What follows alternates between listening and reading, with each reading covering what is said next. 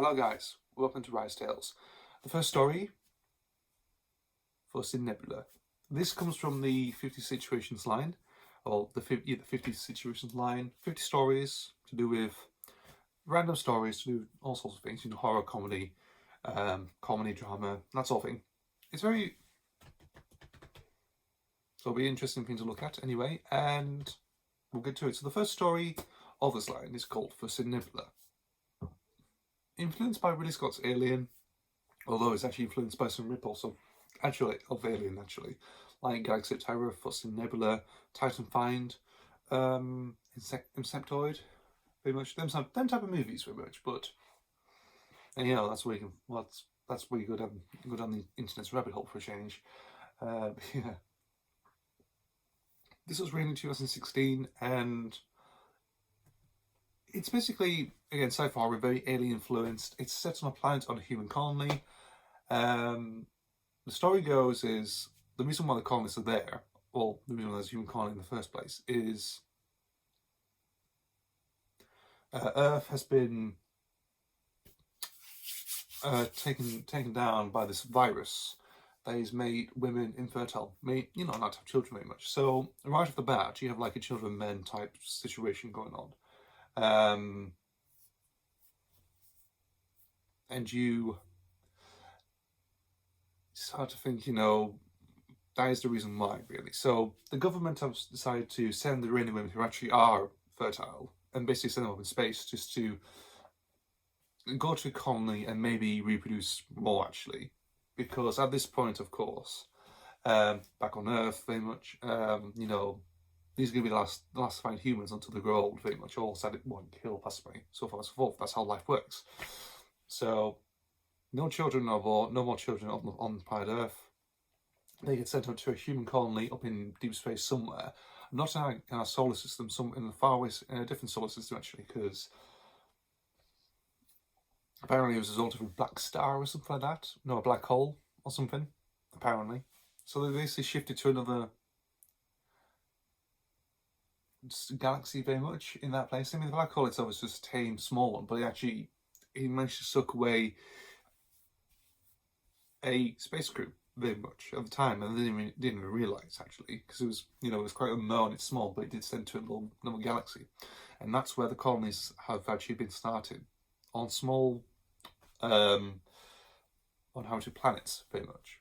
And the colonists they're actually just living their life as usual, very much, but also scientists are actually trying to find a cure for it, very much, like just find a stop away for this virus, or this infertile virus, to stop. And heading that is a guy called Dr. Xavier Temp, and he has this assistant called Anderson, and they are basically just experimenting, really, but there's a motive with them. There's a motive, Another thing to really talk about is the protagonist. The main characters, the protagonists, to actually go for a group of electricians, very much, or handymen, plumbers, electricians. I think it's basically both of them at once. Plumbers and electricians. That sort of thing. 4 of them just traveling on a spaceship, really. Where do we see them, actually, is they're actually on another planet there, but they're being chased by a rising mob, because apparently something had happened, but we're not too sure what it was. I keep it vague then, actually.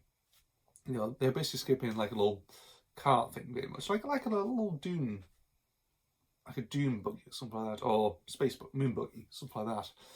And there's like a riot of people after them in like masks and stuff, like in oxygen masks and everything else, in spacesuits. It's quite hilarious, actually, when you think of it.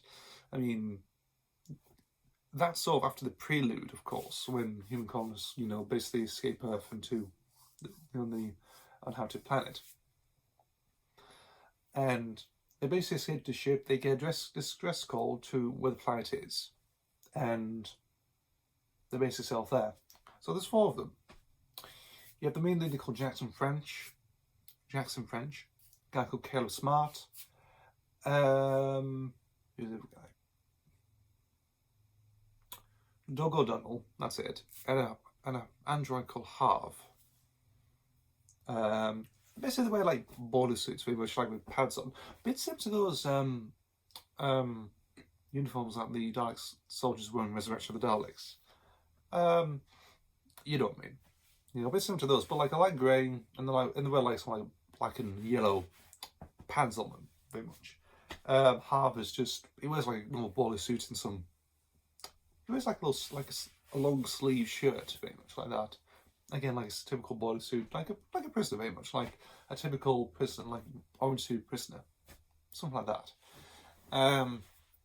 So they go there, they get introduced to more the colonists actually, but there's not many of them left, strangely. And when they arrive, you know, they only get guilty because they find it a bit deserted the first time.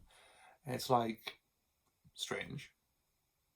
And apparently something hasn't actually been happening here. And the colonists, who are actually just women really, they basically say power's been out and most of the people are actually just have gone really, you know.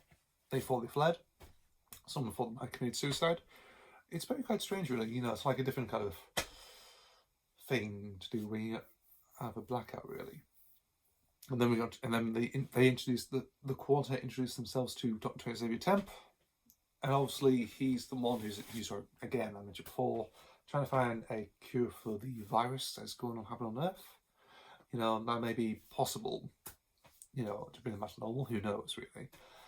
In actual fact, that's not the case.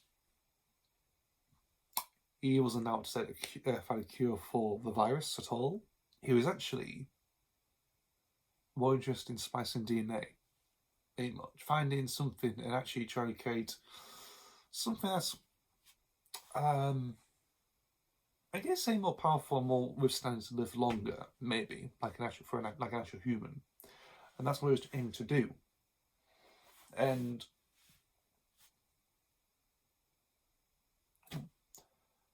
so we get used to the complex and everything else, and you know, bits and pieces, everything else around here, you know, where this place is, where everything else is, you know, what our rules are and everything else, you know, like, it's basically, again, society, what's left of it, really. And, you know, in sort of like white walls, it's quite, you know, very leisurely white, if you know what I mean. You get my drift very much. And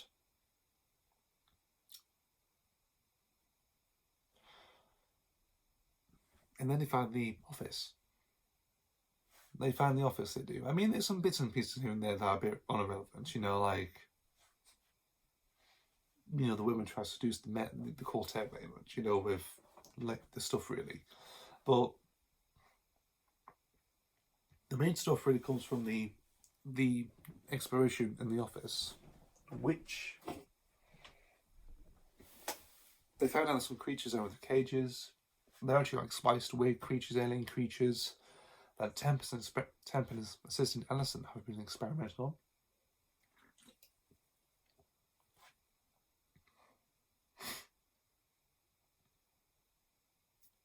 And one of them actually got loose. And like a very big one, actually. The size of a man. They actually escaped out of his cage when the colonists actually went away and the blackout actually happened. And it's stuck in the corridors, vents and everything else. And it just kills them one by one, really. Obviously, so the 4 guys have to find a way to stop the creature. The only problem is, there's no guns or weapons. Well, the only weapons they've got are wrenches and screwdrivers and stuff. Maybe a spirit meter as well. But also they've got HARV as well, who's quite ideal for locking picks, very computer-like mind as well. But even though he can be a bit sort of low on the average, you know, low on his IQ sometimes, it varies actually with HARV actually, which is interesting. One time he could be smart, one time he could be a bloody idiot. A bit like Crichton from Red Dwarf in a way. You know, he can be intelligent and, you know, focused. Other times he can be a bit pervy and a bit horny at the same time, if you know what I mean. So it's a bit odd with him, really. And yeah, neurotic droid very much. And yeah, they have to sort this creature out, killing the colonists, well, the remaining colonists, the female colonists 111 really, and the crew do get somehow killed as well in the process very much. Well, leaving one as Jackson French, of course, but unlike movies, of course, you know, like well, again, like Alien very much, and you move to Aliens, Alien 3 and Alien Resurrection. This one's this basically leaves it at a very shock ending. Like, has this man survived very much? Has he survived at all? And you kind of think, well, no one knows really. Has he survived? Has he an escape pod with a few of the colonists? I think I'm bad abuse to say communists. No, it's colonists really much. Colonists. They could be communists. I don't know really. Yeah, so I'll leave it. It's basically the endings leave to a debate really. You know, has he survived? Has he died? Who knows? I just like to leave it. I sometimes like to leave stories like that really. But this is like one of the first actual stories to actually reuse that very much. For me, really. So that's how it is really. How it ends. I forgot to mention about temp really in Anderson. Well, they do get killed by the creature very much because they explain what they've been doing actually. I need to explain that, unfortunately. I forgot to, because I've been drawn on the head with the story. The little side bit with Anderson and Temp is that they've been searching for minerals actually out in the space in the asteroids very much. Like there's a small asteroid belt just by the planet, and they've been searching for materials and stuff. One of these scavengers finds a dead embryo within the asteroid and brings it back. And Temp, being infatuated with these sort of splicing DNA of certain unknown creatures and everything else, he can be a bit reckless because he doesn't know what the creature really is, really. But he just scan them, he just check them out and think, you know, I can check out someone's blood or skin or DNA, see what it is. And they'll splice it. Very much. And this embryo is actually the very sort of creature that is the size of a man, that's deadly, you know, that can be aggravated by, like, threat, very much. Like if you if you're probably good at it, or if you scream or shout at it, or wave something at it, you know, like, it's like you did it to an animal. It's like that, they'll get aggravated and get mad, very much. A lot of times they can actually sense blood. Like if you go your arm, they'll bleed and come after you like a shark, very much, like that. You know, there's different types of things, really. Well, it depends with different blood, really. You know, if it's human blood or whatever type of blood, you know, like anything else, you can actually go for it. It's like a blood hunting type thing, very much. Like it'll sense the blood, any type of blood. Human blood, I think human blood's more richer for it, very much. He thinks it's hit the jackpot, something like that. Yeah. So that's really what Foreseen Nebula really is. Horror, sci-fi horror. Say on the asteroid, a human colony, alien was around. You have handymen who have no weapons, but only able to wrench their tools very much, wrenches and stuff like that. You know, that could be handy sometimes, but I mean, you know, a creature the size of a man is quite strong as well. It's quite, you know, and also you have colonists, basically human colonists who are actually more interested in them to actually mate with them. Of course, that's a bit strange, really, but you know, there was no cure, and that the actual revelation, of course, is when, you know, partly is because of the deaths and the missing colonists, but also the females want to mate with them. All three of them, really. HARV can't really do that, unfortunately, but that's the one main reason that they actually send the distress signal, is because, you know, they want a mystery solved, but also they want to get laid. And knocked up and everything else. It's just like anything. And the characters actually do think that. I think, really? It's kind of surprising. That's like a little twist, that is. Very much. You know, that's all like comes like towards maybe towards the climax very much with that thing, really. Or a bit towards the climax to finish off the creature. Yeah. Foreseen Nebula. It's a very funny wild why that is, and it's pretty interesting how I wrote it. Yeah. Thanks for watching. See you in the next video. Bye.